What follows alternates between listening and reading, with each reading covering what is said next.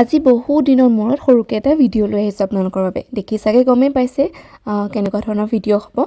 আজি এটা recipe video' লৈ আহিছোঁ, গাজৰৰ হালৱা। আচলতে মই আজি ফাৰ্ষ্ট টাইম বনাইছোঁ। প্ৰথমতে ভাবিছিলোঁ নিজে খাই চাই ল'ম, তাৰপাছত যদি ভাল হয় তেনেহ'লে ভিডিঅ'টো কৰি ৰাখিম আৰু আপোনালোকৰ লগতো শ্বেয়াৰ কৰি দিম। এয়া প্ৰথমতে মই গাজৰখিনি ভালদৰে ধুই পেলাই এনেকৈ কাটি পেলাই ভাবিছোঁ বইল কৰি লওঁ প্ৰথমতে। সকলোৰে বনোৱা প্ৰচেছবোৰ বেলেগ বেলেগ হয়।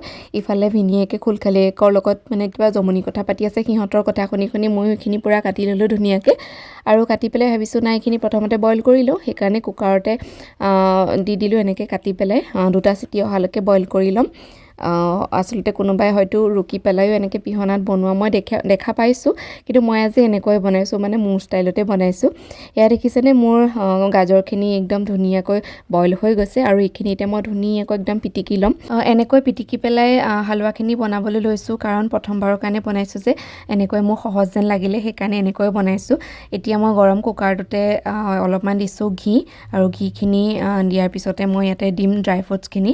আচলতে খিচমিচ কেইটামান পৰা হ'লেও বেছি ভাল হ'লহেঁতেন, কিন্তু নাছিলে, সেইকাৰণে কাজু দিয়ে কাম চলাইছোঁ। আৰু কাজুকেইটা অকণমান ৰঙচুৱা হোৱালৈকে ভাজি লোৱাৰ পাছতে মই ইয়াতে দিছোঁ পিটিকি লোৱা গাজৰখিনি বইল কৰা।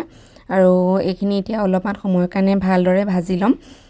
ভাজি অকণমান এটা ধুনীয়া গোন্ধ ওলোৱাৰ পাছতেই মই ইয়াতে গাখীৰখিনি দি দিম।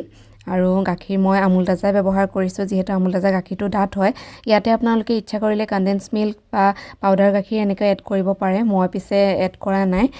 মই এনেকৈ বনাইছোঁ, একদম চিম্পলকৈ বনাইছোঁ, ঘৰতে খাম যিহেতু, সেইকাৰণে এনেকৈ এতিয়া দি দিলোঁ গাখীৰখিনি।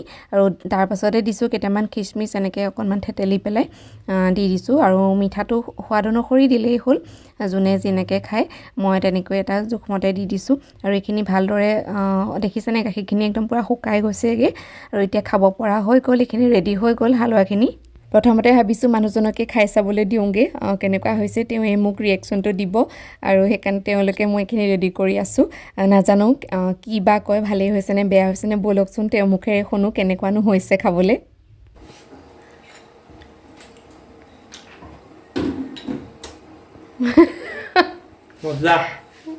ইফালে বাপেকে খাই আছে আৰু আনফালে জীয়েকে চাই আছে। তাই যে এইবোৰ বস্তুৰ প্ৰতি একেবাৰেই ইণ্টাৰেষ্ট নাই, নাজানো কিয়। ছোৱালীজনী মানে যিকোনো বস্তু তাই খাবলৈকে নিবিচাৰে। বাৰু যিয়ে নহওক, বনাইছোঁ যেতিয়া খাবলৈও ইমান ভাল হৈছে বুলি কৈছে, আৰু এইখিনিনো মুখৰ আগত লৈ ৰৈ থাকিব পাৰি জানো। ব'লক তেনেহ'লে ময়ো এতিয়া খাই লওঁ, আৰু ৰেচিপিটো কেনে লাগিলে জনাব। যদি বনাব বিচাৰে বনাব পাৰে, আৰু জনাসকলেতো জানেই। আজিলৈ আহিছোঁ, বাই বাই।